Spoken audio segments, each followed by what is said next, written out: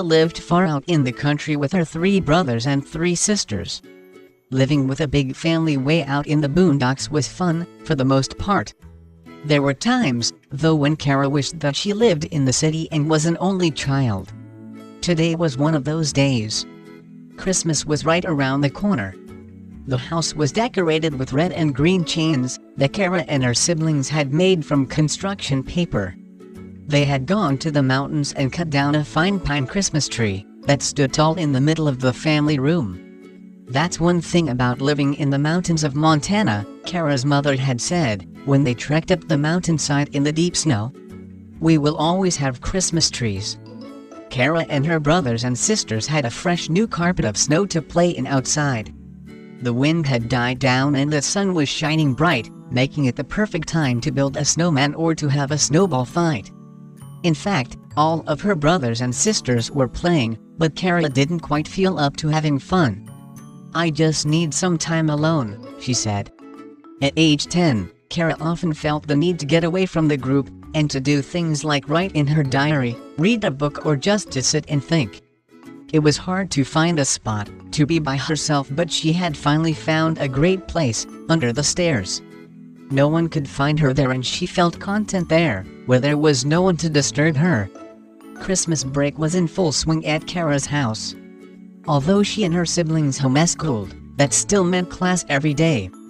In fact, the only difference between regular school and homeschool was that classes were held at her own home. Her mother was the teacher and her brothers and sisters were her classmates.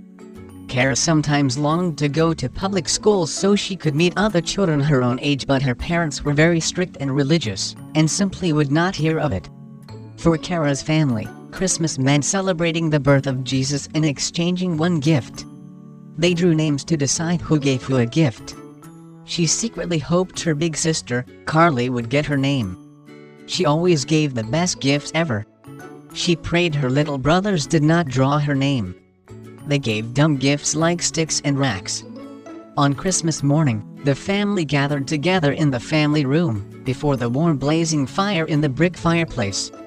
It was freezing outside, but the fire and the family love kept them all warm. Kara's father read to them from the Bible about the birth of Jesus in the manger and 3 wise men. Then, they sang Christmas carols and ate a huge breakfast. When the meal was over, the children exchanged gifts. It was then when it was revealed who had drawn whose name. Kara's little sister, Kaylee, passed out the presents. Kara was horrified to see the handwriting on her present. It was barely legible, and she knew full well that it was from her younger brother, Caleb. She gritted her teeth and held her breath as she opened the sloppily wrapped present. It was the one and only gift she would receive, and she had so hoped it would be a great one like the ones Carly always gave, but sure enough, inside the wrapping was a rack. "I cannot believe I got a stupid rack," Kara belted out. In tears, she ran into the other room and hid underneath the stairway. There she was safe. She could hear her parents and her brothers and sisters looking for her. They would never find her. She felt good to be alone with her sorrows. She could cry all she wanted and no one would ever find her. As the tears flowed, Kara noticed in her hand was the rock Caleb had given her. The stupid rack. She clutched it as she cried her heart out. Since she didn't have a doll or a stuffed animal with her, she clung to the stupid rack. "I can't believe he gave me a stupid rack," she winced. Kara heard the children outside. They were searching high and low for her.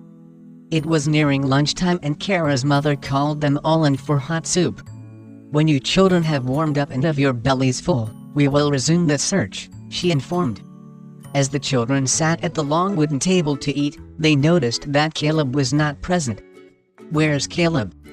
Carly asked. No one knew. The search resumed for Kara shortly after lunch, and now Caleb was included in the hunt. By supper time, neither had been found and the family grew very worried. "I hope they are together and are all right," Kara's twin sister, Cinda, said. Kara was so worried, when nightfall came and there was no sign of Caleb, that she came out of hiding. She helped the family look for her brother in the still dark and very cold night. But there was not hide nor hair of him anywhere. That is when Kara noticed footprints leading up the snowy mountain. "Look!" she exclaimed, pointing to his shoe print. Right beside his prints were prints of another kind bear tracks. Kara's heart raced and her stomach churned. She was the reason her brother had taken off.